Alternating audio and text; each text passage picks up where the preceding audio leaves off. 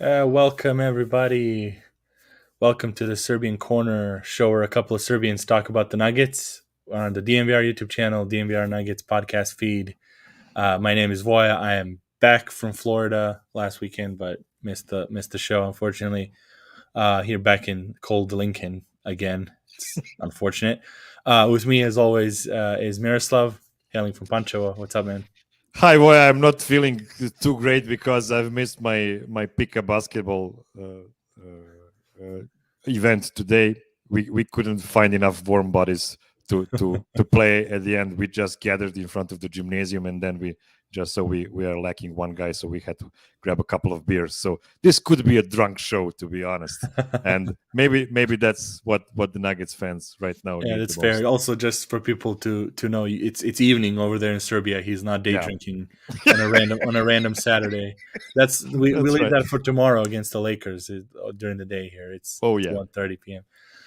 So what this show is about, we're doing a weekly recap of Nuggets basketball. We do quick takeaways, some main themes, disagreements, kind of everything else in between we can find. We have an interesting one today because we've had we I guess we swatted the Hornets, so we outpaced the Pacers, but we couldn't tame the Wolves this week. It always we're talking about before we started, like how crap it is every time we got to do this show. Like we have a good middle of the week, and then like by the time we have to do this, the weekend starts. Like we have some shitty loss. It was like the Celtics, the Raptors, like now this, and then all the wins in between that we kind of can cash in the hype. So hopefully we'll have a fun one for today. We'll have some rocky shots and we ate some burek. We have with the title of it is what are some indispensable nuggets on this team, and so we'll get into it a little bit because we have 7 to choose from the 15 guys. So we'll start us off with some rakia shots. Let's go. Oh. Yeah, we got the graphic man. You got the producer. Adam is not producing today. Yeah, Brendan says we get to clean up the mess. I guess nothing better to clean up the mess than rakia. It's almost as strong as grain alcohol. So it's our national alcoholic drink. We take it to do a toast. So this segment's usually about some quick headline, something that made a big impression on us this week. Um, let's start off with some good stuff first. Like we have George Karl going into the Hall of Fame. We have a Nugget going in, Nugget supersonic, like just. But we know him obviously as a Nugget Coach of the Year when he was on the Nuggets. Hall of Fame. Like, what do you think? Like, deserved, not deserved? Uh, Listen, man, George is our friend by proxy. So every Adam's friend is our friend. So I just feel like George is a guy we have a beer together with, well, 2 times a month or whatever the keeping up keeping it 1,000 podcast show is going on. So I'm really happy for George because he really deserved it. He really deserved to be one of the 25 best coaches in the NBA's election that got for this season for the the 15, yeah, or 15 or 25. 15, 15. 15, yeah, it's possible. Yeah. Because he is like the sixth winningest coach in history, one of 6 guys over 1,000 wins. So big congrats to George Karl, and he was a really great voice for us Denver fans, because he brought that piece of old school thinking to our Nugget sphere, and I feel so much smarter about thinking about the team because I have those inputs from George, and he really switched me over in many things about it. So I'm grateful for his inputs, and again, congrats to George. Yeah, it's awesome news. I mean, it was I thought it was kind of a travesty that he's not on the 15. He's the sixth winningest coach. Like, you can't just get that by accident. Like, you're not on one That's team right. that has one player and just winning, and it's just because of like the specific team you have in the NBA and free agency era. Those teams, they change. Like, he went from different teams to different teams. He was winning everywhere. That was kind of dumb, and I think it's mostly probably was like a lot of political stuff of like, he has the keeping it 1,000, keeping it 100. He's very real. He's very unapologetic, and honestly, that's why I love him too. Like, The good thing about him like doing all these appearances and podcasts and interviews after being a coach is, first off, he's not, because of his life situation and stuff, he's not really like holding back, and he Yeah, wasn't before, but like even more now. But also, you get a little bit of an insight of just like some of the stuff that he points out. You're like, oh my god, like didn't even notice that. Like we see, because everyone tends to criticize, and it's easiest always to like trash on the coach, like these bad decisions in the game and stuff, and you realize when he's talking like how much basketball they actually know. Like there's that saying we have in Serbia, like he forgot more basketball than we'll ever know, that's right. kind of thing. So that's really cool just to see him like interact with the fans, and and obviously he's hilarious on Twitter as well. And he with Adam's shows, like he gets so much insight and kind of just a different also perspective from a coach, like but ultimately you just realize like wow, he knows, like it's insane what level he knows. We know basketball from like basically we're all casuals to him in that regard. So that was really cool to see, and like finally he got in, deservedly so. Yes, and I have to give him a shout out for the last show he did with Adam, like 2-3 days ago, when he commented on the situation with Jamal and with Michael Porter, when he said basically that if those guys are medically cleared, then he just doesn't understand how come, why are we waiting for some kind of perfect moment for them to come back, because you're supposed to Yeah. to feel the game on your body, especially when the playoffs comes. And that's just the old school approach to things. He knows how many guys had to battle to various things physically to be a part of team, to be a part of winning basketball. So yeah, shout out to him for that too. It was really impressing how honest he was about that, Yeah, because yeah, yeah. it's I really, agree to it. Yeah, I agree to like most of it. You just like, because we don't know what's coming through his guys, but I understand from a coach's perspective and just like generally, human. It is kind of tricky with that. We had the news that Michael Porter had the setback a month or so ago, or a few months ago. I don't know. He's ramping up, and we saw Jamal Murray warming up before the games again and going hard. Jokic had he had the things like, don't ask me, but like if he's not 100%, he shouldn't be back, which also we agreed, because it's kind of a weird like stressful situation. Now it's like almost like if they were gonna come back and they were like on the verge, should have came back a little earlier, as in because of the games that were not as important. Now it's like you're on the edge of this play-in, and so you might, I don't know if you want to put them in a position to like get there and feel like they messed up. But again, that's where they're paid a lot. So it's, for me at least, it's also in my head. It's like very much a dilemma of like what to do. Because then we saw Boogie's like the first example. He's on the team and he's the example of coming back and getting like a double injury. Then you have Clay in most recent years, like same thing. And so it's in, at this point, like kind of like this season, I'm just like I let my paddle go and just let my canoe, get the river, uh, push me forward, whatever the season holds. Like I really don't at this point. It is what it is. Like we kind of used to all this messy stuff, and on top of all of that, you had Nuggets get all this like this road record, maybe getting over the Vegas projections, like all this stuff that like when you look at it from a little step back, you'd be like, oh, it's actually not a bad season at all. But then when you're into every game, you realize like all these twists and turns and turmoil that's been happening in a basketball sense of like that it's frustrating, then it's not, and it's kind of interesting. Which brings us again, like we transition basically into our second rocket shot, which is like the play-in edge. We thought we were safe. We thought we got out, and they pull us back in. Hopefully not to a tragic extent like Michael Corleone. But it's, what do you think? Like, do you think we'll push through, I, or are we in real jeopardy right now? I'm still fairly confident that the Timberwolves will not be able to catch us, because there will be some unexpected loss on their side as well. And I'm really optimistic about the Sunday game, even though it's a matinee game in Los Angeles after having a evening in Los Angeles.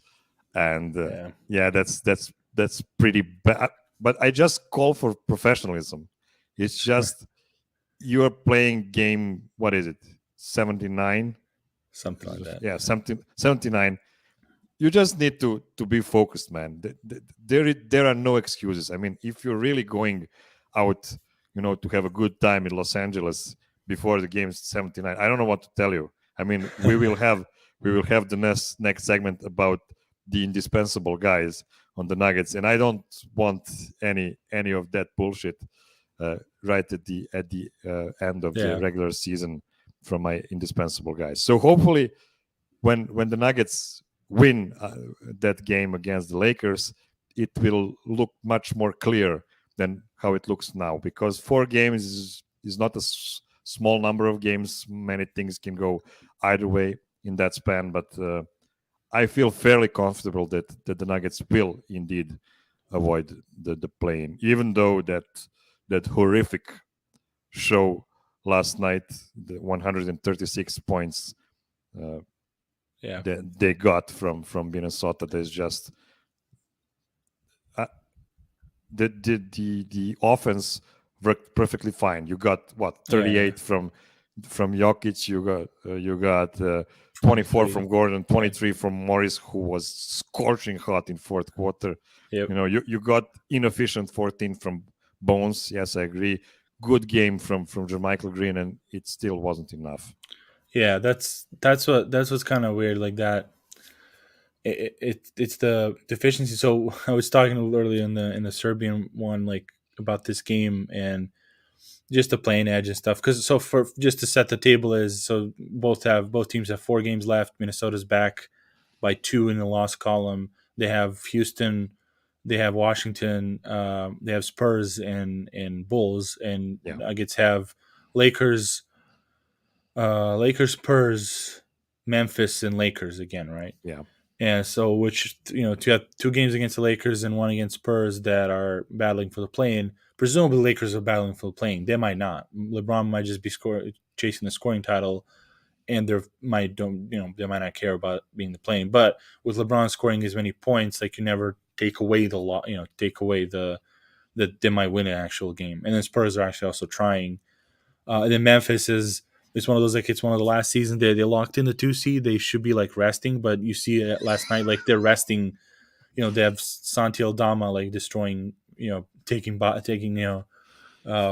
getting dead bodies out there and stuff. Like it's so They you can't even. just don't know how to lose a game right Yeah, now. seriously. I mean, It's that's insane. the winning culture style, and that's why I said it so many times. They remind me of like the 2018-19 Nuggets when they were all so deep that, like, I had Juancho and Malik Beasley not playing, and they would come in and you would still be fine. Yeah. So that was the playing stuff. That's, I mean, they have. So basically, if the Wolves run the table, go 4-0, Nuggets have to go 3-4, which isn't out of the realm of possibility. And obviously, then it's down. If Wolves go 3-4, Nuggets have to go 2-4, and all that. It would be fun if just Houston beats them first, and just to like take it out of our hands. But again, like Malone was talking about, doing it yourself and all that. It is what it is. They made their own bed in this situation. Like it sucks if they're in a play-in, because considering what kind of matchups they have, I'm not confident they're gonna make it out, because they're running into the Clippers, and then you have the Lakers, Pelicans on the other side. All of the teams that would, besides I guess the Lakers.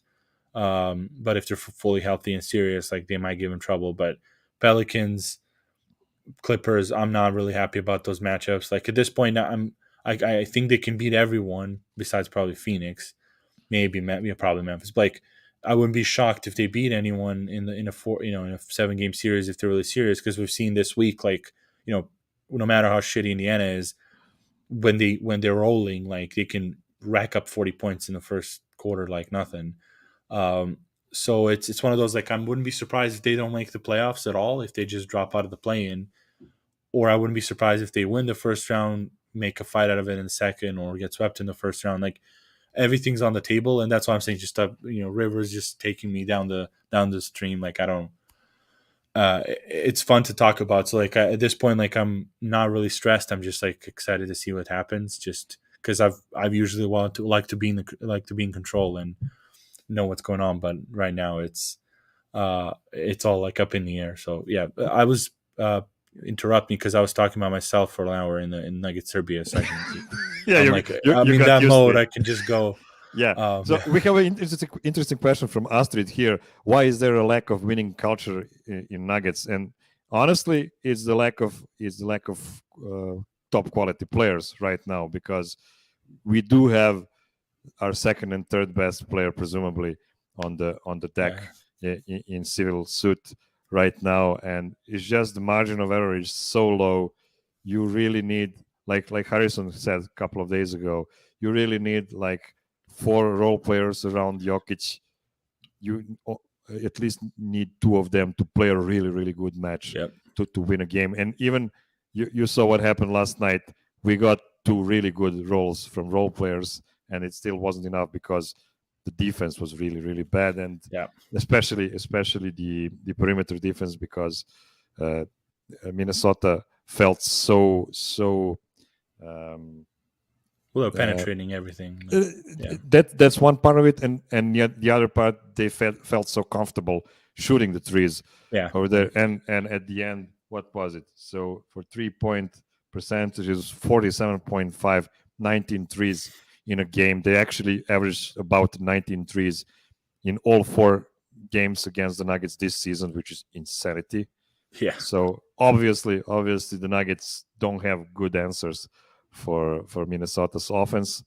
And right now, we only have Austin Rivers as a defensive guard, you, who you can really call a defensive guard, because the Davon Reed is more of an idea of a player than a real player, because we don't know how strong we can feel about him playing 25-30 minutes per game and see what the outcome would be. He was pretty bad on defense last night, but so were most of the other guys yeah, as well. So yeah, yeah. that's where we are with the It's yeah. regarding the winning culture. I'm as far as I'm concerned with winning culture, it's weird, like because you can't really say that Jokic doesn't have it. He has, but individually he has it.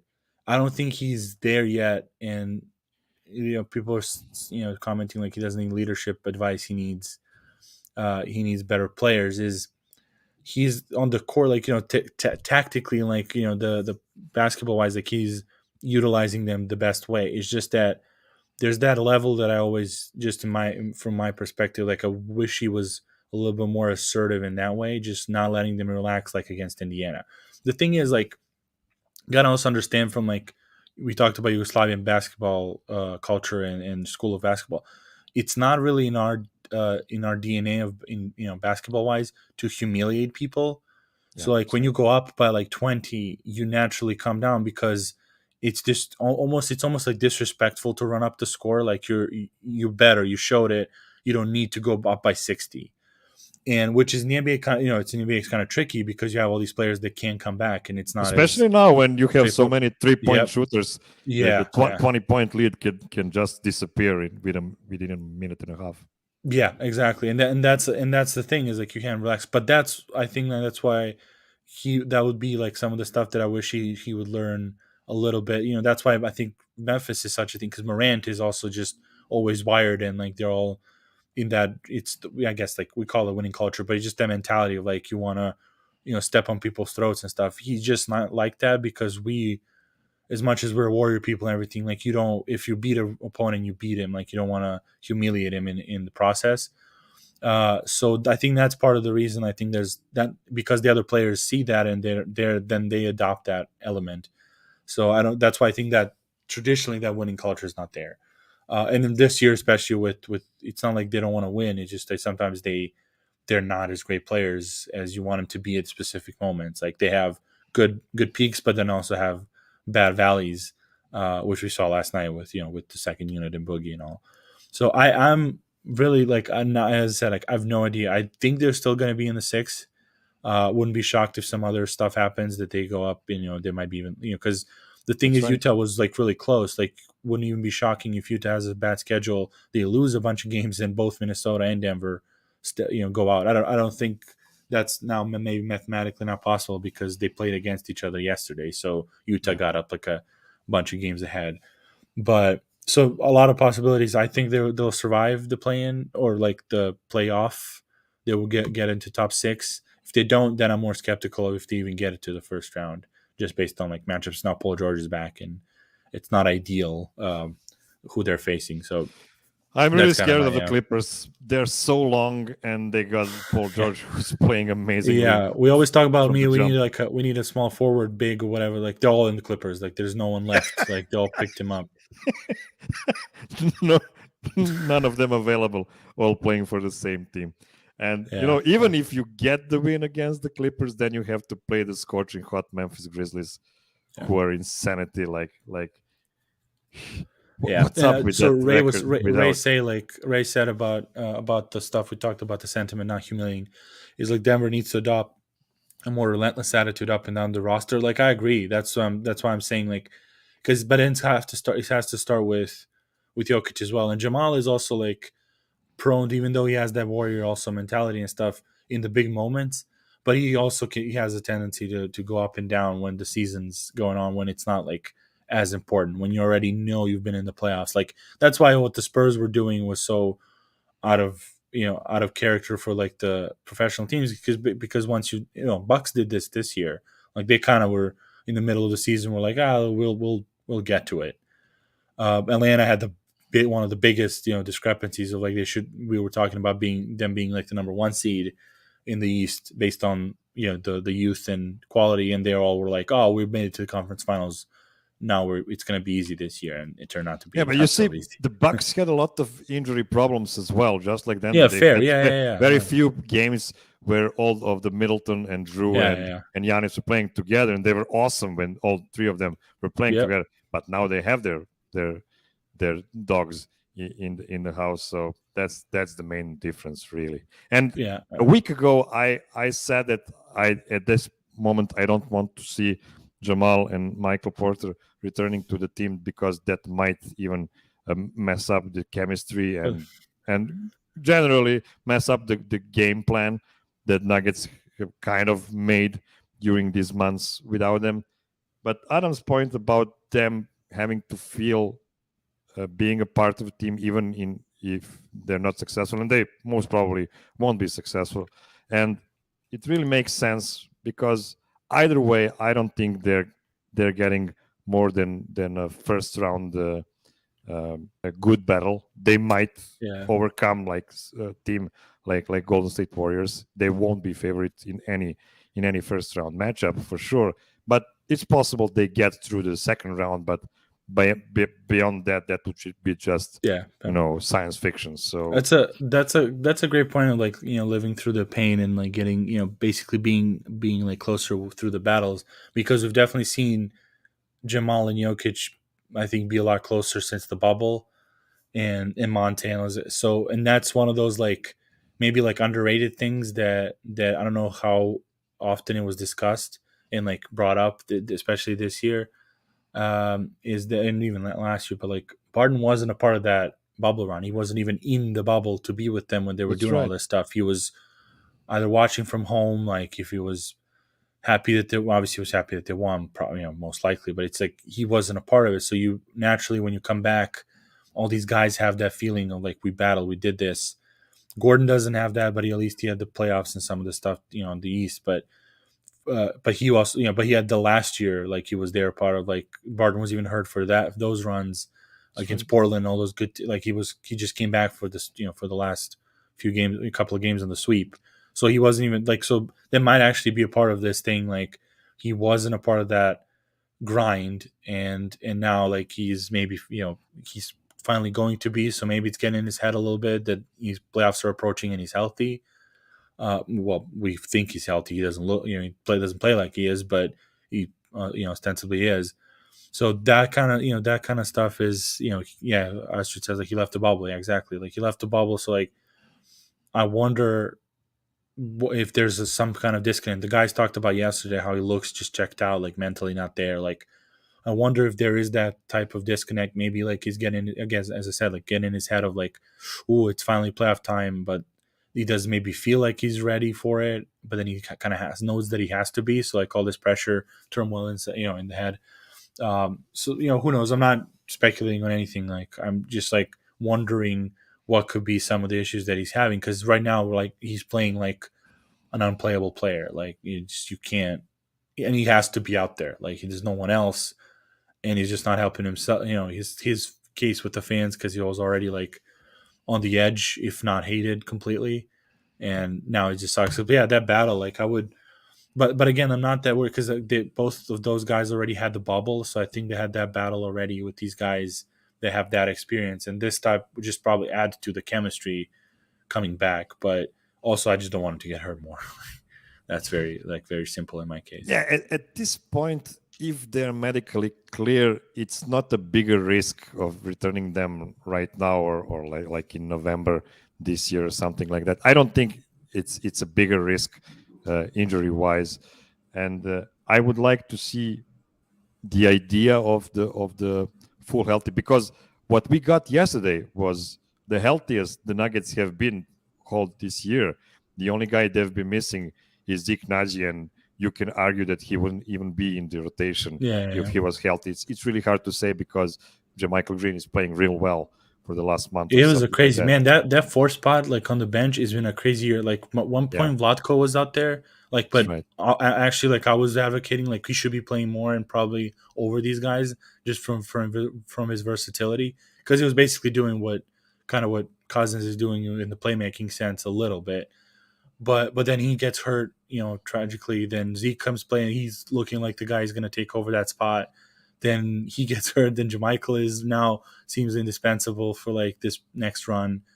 And I'll talk about it a little bit more when we get to the guys that should be for what reasons they should be on the team or not. But it's just nuts. Like I mean, this season, and then stepping back and realizing they're so close to the over and the wins projection, and still being like clear of the plane. Like Clippers have had injuries too, and they're cemented in the eighth spot and not even trying to get. They weren't even trying to get up. And Denver is like fifth the other day. Like that's just Yeah. insane.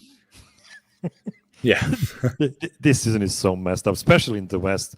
There was this feeling that the East was better than the West this season, and it was just based on how Yeah. many great players in the West were injured for months and months during the season, and now most of them came back. Of course, Steph is not playing right now for the Yeah. Warriors, and you have the injury to Ja Morant that actually doesn't make any difference to Yeah.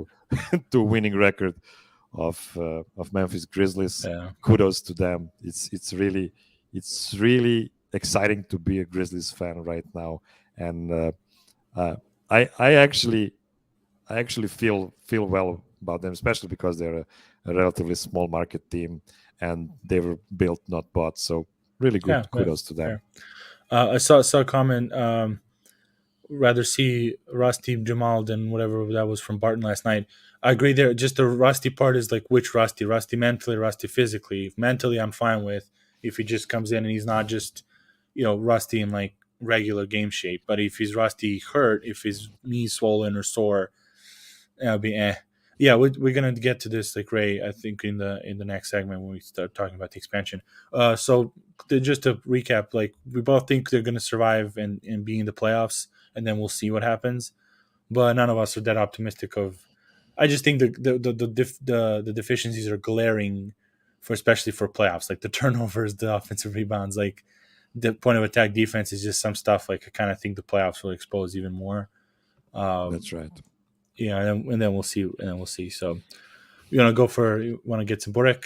Yeah, let's do it. Let's get some Borek. So this is what our we call it like the main juiciest part of our show, even though we cover a lot of stuff in our rakia toast. As usual, a rakia gets you going, so you have that appetizer, I guess, like more longer than the actual main course. But this dish is like very juicy. There's a segment we talk about some of the stuff, the most of the things from the week we kind of want to talk about. It's famous because Jokic used to like it a lot when he was younger, and he would eat it, and we still like it. So we carried on his burek appetites. And so yeah, let's go. And this is so there's a lot of talk about the expansion draft, and considering like the guys talked about Bones being firmly in the trust circle and the rotations and all that, it kind of got us thinking about what if there is an expansion draft. Seattle's been talked about. I think maybe they were talking about Vegas. some of those teams. And in that case, like you would have teams would have to protect a certain number of players, and the other players would get drafted into the new team, like taken from teams. I think I think it was Cleveland or someone was coming in. They When the drafted like a Charlotte Bobcats were coming to the league as a 30th team, the rule of expansion draft was every team was able to protect 7 players that were not the Charlotte Bobcats could not draft those guys yeah. for their team. They got something like 7th pick or something on that draft, and then next to that they could get 1 player from either team, but not the top 7 guys that were protected by their respectable teams. So the idea here was actually a week ago when I talked to Adam, I had one note that was saying, are we seeing the last matches of Will Barton on the Nuggets? And I didn't want to go through with it because I would sound like a Serbian hater of Will Barton. And and honestly, last night, I think Adam mentioned that he really doesn't feel like Will Barton will be on the team next season, considering everything around him and his contract status and everything. So I wanted to take a different approach here. I don't want to be a hater. I don't want to speak about the guys I don't want to see on the Nuggets. I want to speak about the guys that I really want to see on the Nuggets in the foreseeable future. So that idea of finding those 7 guys, we'll pretend that all of them are under contract for next season, even though we have 3 unrestricted free agents in Rivers, Boogie, and Forbes. Let's pretend we can protect all of those 17 guys, including the two-way guys, and see which 7 guys we want to have on our roster. No questions asked. Yeah. So, do you want to start us off with the first guy? I have a feeling I know which one. We're gonna go with, I think, Jokic, right? I think he's pretty. Yeah, he's a center. You want to start with a center, right? It's pretty good. It's like a good anchor. I mean, I don't know if it's one of those, like, if you want to kill some minutes, but it's self-explanatory, of course. Like, you start with him. We're not. I mean, I don't want to talk about that. Like, that's pretty straightforward. For the record, he has only 1 more season on contract. Yeah, now it's interesting. So now let's do some more like mental gymnastics. So, like, I usually don't like ranking, but in this case, let's do like the indispensable line. Like, who do you think the next more indispensable is, instead of just lumping them all? Because I've seen like Jokic, Murray, MPJ, Gordon, Monte, Zeke, Highland, like those, that Nikola says that would be his. And so, like, probably some form of that for us. But let's do it in order. So, like, Jokic is number 1. Who is your number 2? What do you think? And I'll see number two is Jamal Murray. Even though you can argue that he has a significant trade value and that you don't have to hold on for him, for the next 5 years or whatever, he has 3 more seasons on $131 million. No, let's forget the contracts and stuff. Just go with pure basketball. Like, what we go indispensable. Like, I don't, that's whatever the trade assets and stuff, like, that's because we're pretending the guys don't have contracts for next year. So let's forget. Let's just say for next year. Yeah, you're right. And basketball wise, what do you want? The most, like, the order of most guys you want to keep. Yeah. So I'll stay with Jamal because I think he's indispensable, and of course we want to see him healthy, and we want to see that 1-2 punch. That was the best pick and roll game in all of the NBA a couple of seasons ago. So yeah, I'll stick with Jamal for now. I'm gonna go to Gordon. Because, like, it's weird. It's one of those, like, maybe I'm overthinking it. I love Jamal. Like, as I even said, like, I hope they're here for life and stuff. It's just like, that was the problem. Everyone's talking about injuries and from yesterday. It's like, if they were already there, like that, obviously that changes a lot of dynamics in the game and all that. Is just the defense is still worrying me, and, like, I want someone as an anchor next to Jokic. We've seen what happens when he doesn't have someone like Gordon next to him. Like, so when Millsap came, like, how the defense changed, like, he's not like your Gobert's or what's the guys that you plug in for defense. He's a plug and play offensive guy with whoever he's on. He's probably going to be good. With defense, he needs, I think, certain pieces around him to be what he is right now. I think Gordon kind of, like, helps him out with that. With, he also has some defensive versatility, and we've seen, like, how many assists Jokic has to him for scoring in the year, like 144, I think, till last night or something like that. So even though like I love Jamal, and it's just that kind of what Bones and Monte showed me that like you can still have a good pick and roll game, like very serviceable pick and roll game with Jokic, even though it's not it's not Jamal. Like that's why I think like Gordon for me would be like up there. So what would be your third? Listen, Gordon is a really, really great pick. You know, he's possibly not the perfect pairing for Jokic at the 4 because obviously, Giannis would be even better. But Gordon is when you speak about affordable guys, the guys that Denver actually could get. But besides Giannis, what do you think like would be more perfect? Like someone that shoots, or like what do you think? No, I don't think shooting is the main component we need from the 4 position, to be honest. Especially if we have Michael Porter as a 3, then I could really see Giannis as a perfect. Okay, but forget about. I mean, obviously that's not going to happen. Like, what do you think? Like for regular guys, like they're in their range of. Oh, regular guys. Oh, that's a good question. Like obviously, like okay, we're gonna go. The best 3 would be Durant, and Giannis would be the best 4. Like, of course, like. Sure. Yeah. I don't know. I mean, it depends on the other part of the team. I could even see them going a bit smaller, like with Mikal Bridges. Who that's a 3. Like, I don't think he's. Yeah, I know. But if you move Porter to 4, and Porter was really good for in regard of rebounding. I know he's not a great defensive player. But that's the problem. Like then you have the anchor. Like Bridges is on your perimeter. He's not going to guard the backside of Jokic. That's what I mean. That was my my question. Gordon is a really good pick. Yeah, exactly. That's what I mean. It's just like what. Yeah, obviously, I see. There's Nicholas said Draymond. Exactly. Like if he's healthier and stuff, that would be like someone with Jokic to cover everything up and I'm not sure Draymond would be the perfect because he's not shooting at all. And that's not really. I mean, you still need Jokic to be your hub, and unless you want to move Jokic off ball and just make Draymond assist to Jokic every time, that could work. To be honest, if you have that kind of defender next to Nikola, but but that's my point. Exactly. In these years, he's not as switchable as he used to be. Yeah, but that's what I'm asking you because you said like, Gordon is not the perfect fit. But I'm saying who is besides the superstar Giannis? Like, yeah, that's right. That's what I mean. It's just like who you have. Everyone is going to have something. You have John Collins that's going to have better scoring, but he is the same type of defender.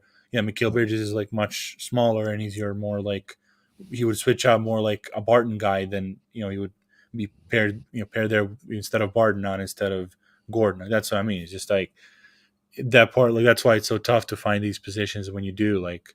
Obviously, KG would be like great, the prime with with Jokic type of defender out there. So that's what I mean. That's why I like Gordon because we found this because we saw Jeremy Grant with his rebound. He's not the perfect fit as well. Like he's a 3. So Mobley, like that maybe for me, like that would be also like a 4 to put next to him.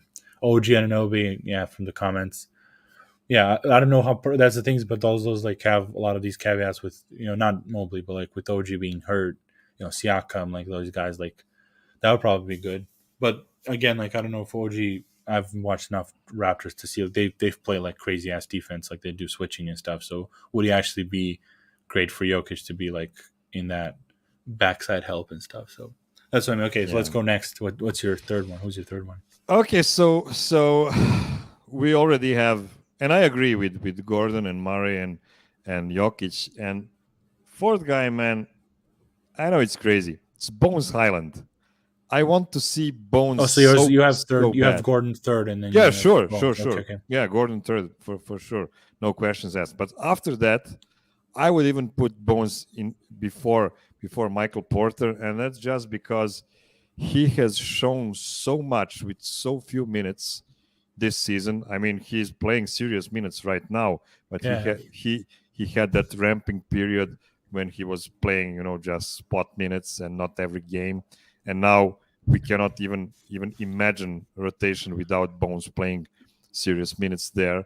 And if you remember how Michael Porter looked at in his rookie season, what was basically his second season because he skipped the whole first season. He was in the red shirt. So even though Michael Porter is such an amazing offensive talent, and when I say offensive talent, I just mean he can score on top of you in almost any situation with such ease. But Bones is that great pick and roll partner that I even feel I don't want to say better with him doing the pick and roll with Jokic compared to Monte Morris, because Monte Morris is so much more experienced and he has such a great mid-range game. But Bones as a rookie to be in the conversation with Monte Morris, that's just insanity. So that's Jamal Murray type of talent in a rookie season. I realize he is a year older than Jamal. Yeah, that's why I think it's like a little that'll be like more age wise would be probably Jamal's second year than first. Like because that if he was drafted last year, I don't know if he would have done with Porter. Yeah, with Porter, it's hard, man. Like I don't want to be a hater, like because Porter has this like insane, shooting talent and stuff. Just taking into consideration the injuries and everything. You kind of might be right because Jamal is my third, obviously. Like it's just depending on like maybe on the day of the week, like when I'm feeling maybe just Jamal 2 and Gordon 3, like either way. Or those are our top 3, and the fourth one, I know it's kind of hard. Like it's hard not to pick Bones based on just what what you said with his high upside and how much like his head is present, like he's sponging everything up, like he's actually like improving on minutes and he's not afraid of afraid of the moment, he's not shying away from anything, he's playing defense, like he has the physical attributes that I think can work.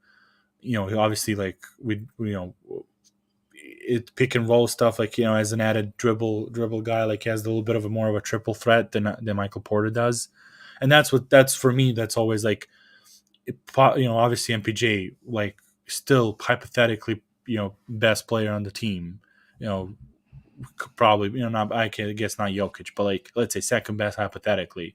It's just that it's still always hypothetical. It's been like 4 or 5 years it's hypothetical, and at some point like I'm very pragmatic, and I'm like at least like Bones even now with like trying to making him improve without even improving him, he's already giving you a lot more than Michael Porter was before last season, like during his first couple of years. Like Michael Porter, obviously, with how he was finishing the year with all the finishing with 23 a game and stuff. That's just think about, it's kind of weird. Like we've been far removed from it. 23 a game. We don't have a 15-point a game guy right now, and he was getting 23 with all those deficiencies like we've kind of talked about. So I don't know. Maybe we are like far from the mind, far from the heart, whatever. Like it's called. Like maybe we just haven't seen him in a while. We've been used to this type of team, and so MPJ doesn't seem like he's as good as maybe he was. Like I'm willing to admit that I was wrong. Like if he comes back and just lights it up, but at this point with the kind of how the Bones is a triple threat, I'd rather have him on the ranking, even though I still want Porter on the team.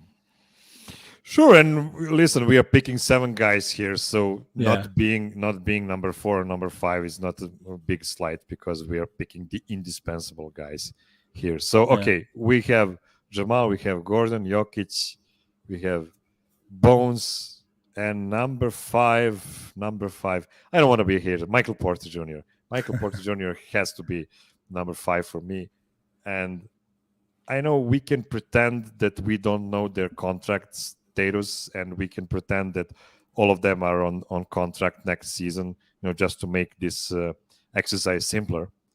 But we cannot pretend that we don't know the history of Michael Porter's that's health. That's health. You have to take kind of health. Like health is different. That's also, that reflects the basketball. But now we come to what George Karl was saying. You need to go through some of these things, because you are probably going to have to take some rest games now and then during the regular season in order to preserve yourself for the playoffs. But when the push comes to shove, you need to be there, or otherwise you're not really that important for your team. Will Barton is a good example of this because, as you said, he played for like 3 games in playoffs throughout his NBA career in the Nuggets for And 8 never healthy seasons. fully, and Yeah, and even those games he wasn't healthy. So you just need you just need the health from your main guys if you want to compete, because you need so much luck to win the NBA championship. I mean, unless you're like the Lakers, who will get 2 Hall of Famers for nothing just because they're oh well, in they're the paying their dues now. glamorous. It's not Yeah, for nothing anymore. it's beautiful. It's beautiful. Yeah. Bill Simmons had a tweet last night when he said, "I don't want this Lakers season to ever end. It's so much fun." I couldn't agree more. But yeah, you really need so much luck, like the Raptors had when they won their championship, when Clay got injured and Durant got injured. So that's the way you're gonna do it. So it's so hard, but we need to keep our hands on Michael Porter for at least a foreseeable future, for sure. Yeah, I agree. Like, as much as I love Monte, but Bones kind of made him like not in this. It obviously still want him on the team, but like bumped him down the line. Because if there was no Bones, I might even be like, man, we need a freaking ball handlers like I want Monte on my team. I don't. Yeah, I guess. Yeah, it's MPJ. Like I love Monte. It's like really dragging me to like want him.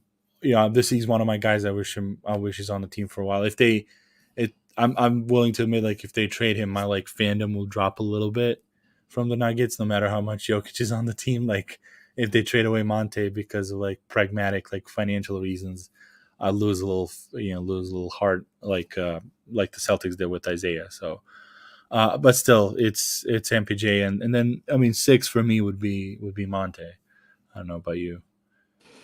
For sure. And the main thing I think we need to talk about is whether it's Monte or Bones that is a better fit next to Jamal, because we can safely presume for next season, or at least the end of next season, that Will Barton probably won't be there.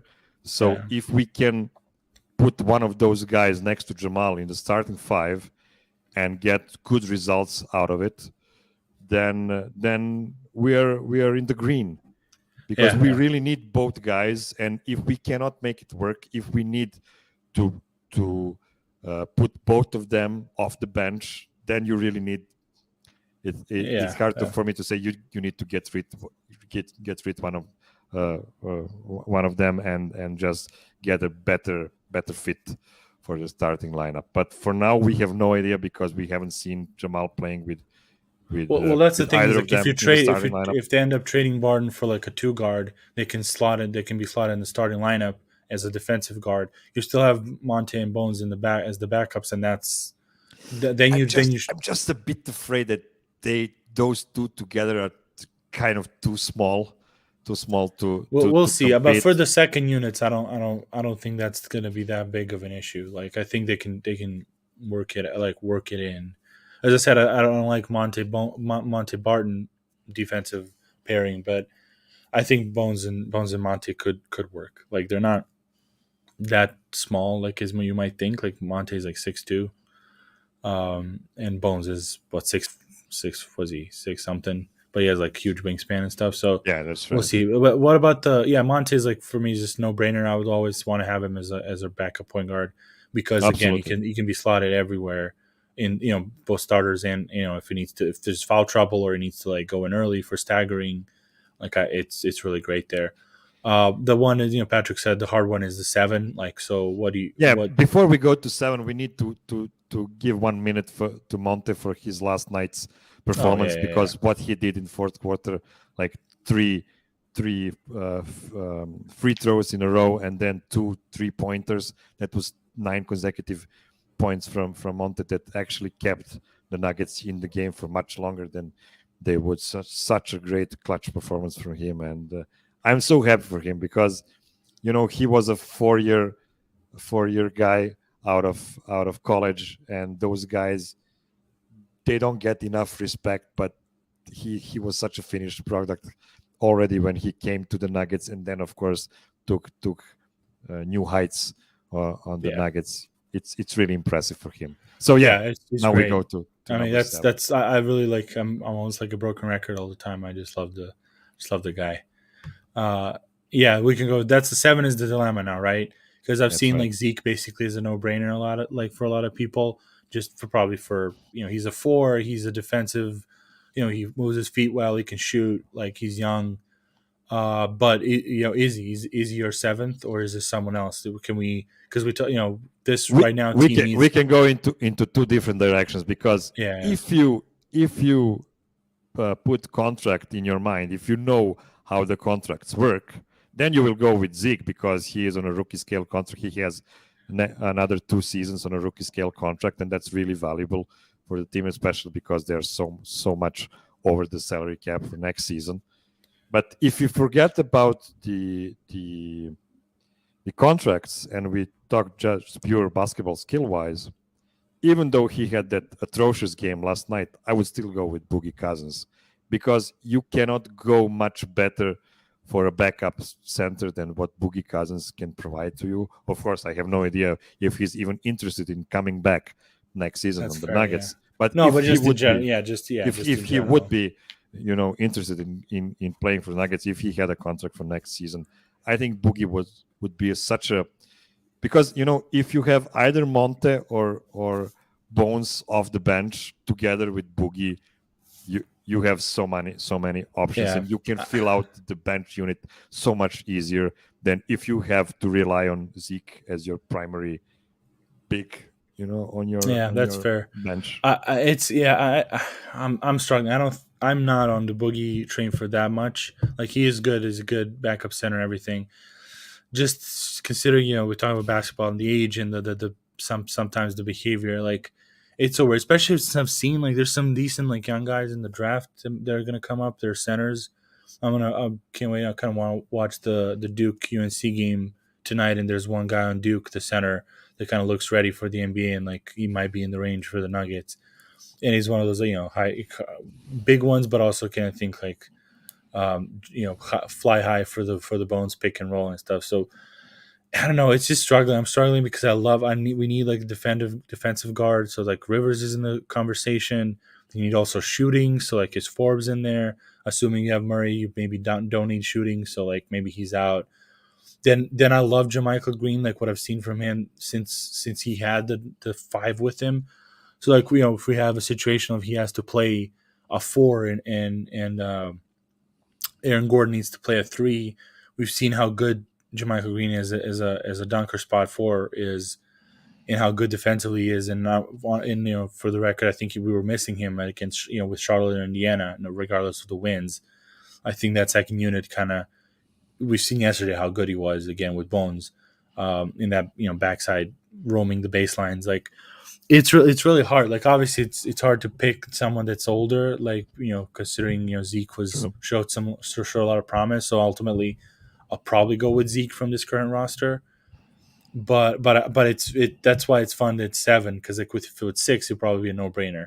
Yeah. Unfortunately, we haven't mentioned Barton. I think we're all like kind of out on him as in like the indispensable guy, just because unfortunately we've seen this year like some games that Devon Reed was a starter or Austin Rivers was a starter, and Nuggets were winning, and then Barton would come back and Gordon wouldn't play, and we would get blown out.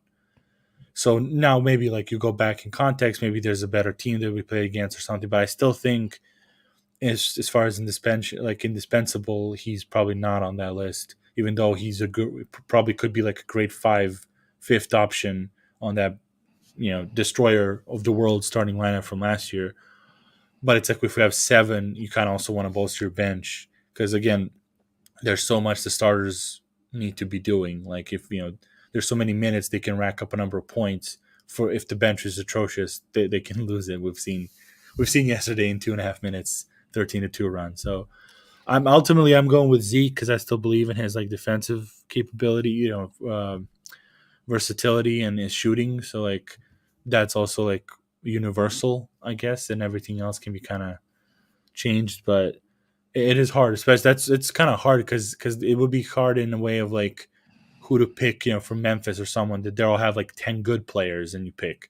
Nuggets have like 5 to 6 really, really good ones, and then you have what what skill you're going to roll with. Are you going to roll with the That's right. big Cousins, or are you going to go with shooting and some defensive switchability with Zeke, or guard defensive, prowess with Rivers, or Jermichael Green as like your steady power forward off the bench. Like it's not all like complete, more complete players that you would hope that they were. So it's unfortunate. And listen, man, I'm really high on Austin Rivers. I really like his game, but the reason I didn't put him on number 7 is if he's your best defensive guard, then you're in a lot of trouble. Yeah, that's He is true. a Yeah, really yeah, competent defensive guard, but you need somebody at one class higher defensive guard than him yeah, yeah. to put in the starting lineup and to have a real proper Yeah. dribble penetration defense. So yeah, it is Yeah. what it is. It's not the perfect combination, but I think with these 7 blocks, I agree on Zeke. I would like to keep Zeke as well, of course, but either with Zeke or with Boogie, I could see them being able to build something really solid. Of course, with all the healthy bodies. And Ray was like basically for expansion draft, young players are likely to be taken more if unprotected. We are assuming like Yeah. whoever we don't put on the 7 is going to be taken. That's why we're not trying to game the system. But so Jeff is one of those. Yeah. We haven't mentioned him as well. Like, and he's really that's one of those like that's we kind of solving the mystery like we've as Nuggets fans, because if you don't watch like every game that he's on, whatever team he's on, you might not notice the large trends with him of like why he's jumping around so much. Like he's really good, but again, it's like if I'm picking between the two, you're always going to go with something. Always going to go with Zeke maybe because of his potential. Because with Jeff, he's a veteran that's really good, but then has all these like it's like, oh, he just doesn't play hard enough at some point, or like rebounds an issue, or sometimes he just doesn't shoot. So like that kind of stuff is like, and then he He's not a dunks. great closer Yeah, for and the then he games. dunks a bunch of people on a poster, and you're like, oh wow, like why is he jump? Why is he not a lifer on some teams? Like, yeah, because like you can know, because you're always trying to turn over that position. You can always maybe you try to be you're trying to get someone that's a good closer on that position that maybe has similar skills. So like that's why I think like he's out of our 7. Even though I mentioned Jermichael as maybe even though I think Jeff probably had a better season as far as like what Jermichael brings, like those like tangibles are might be even like valuable in my mind sometimes too. So that's cool. Okay, I think we're good to go if Seattle Supersonics decided, or if the NBA decides to give Supersonics a That's right. team. We started with George Karl, and let's finish with him as Yeah, well. I yeah, know he would be really happy if Seattle was one of the cities to get the sure, expansion draft team. for And sure. I really liked those teams. I really liked the Glove. I really liked the Rain Man. Yeah. Those were some really exciting teams. And it, Another, yeah, yeah. Do we finish? Yeah. sure, go on. It's yeah, we're finishing up, and just to mention, we talked about Radivoj Korać here uh, before on the Serbian Fact of the Week during the season. He was elected actually in the Hall of Fame. Uh, I just saw Oh, the article. that's really new. Yeah, so you Okay. got so Manu Ginobili is in. We've seen that, and we've seen Radivoj Korać, and it's a big deal. Like he finally gets recognition for the Naismith Hall of Fame, because as we've said, like we can rewind some of the episodes back, like we've talked about it more. Like he's one of the original Sombor guys. He was a pioneer, man. He used to play in those silver medal years in the 60s before the Yugoslavia really got over the hump and started gathering gold medals. So kudos to Radivoj Yeah, Korac. yeah, It's really sad he didn't live longer to see yeah. his success being even uh, um, Celebrated more. yeah, and even getting better in the years after that when the team got even better, Yep. the national team that is. Cool. Yeah. So that's a pretty cool thing for us. Another Serbian this year. Yeah. So thank you all for watching. Follow us everywhere on these on the apps, and this is on YouTube channel DNVR. Subscribe, like, share, all that. We don't have an outro, catchy outro like Ice Cave guy did for us for the Nugget Serbia podcast as well. Yeah, follow DNVR there every day here. Tomorrow it's the Lakers. Probably have a early pregame, early postgame, a middle of day game. It's good for at least for Serbia to watch in a nice time. We're gonna watch in the middle of the day here. Oh yeah, cool. All right, I hope we'll be happy. Great combo, great topic. Thanks everyone for watching. See ya. Idemo na Idemo na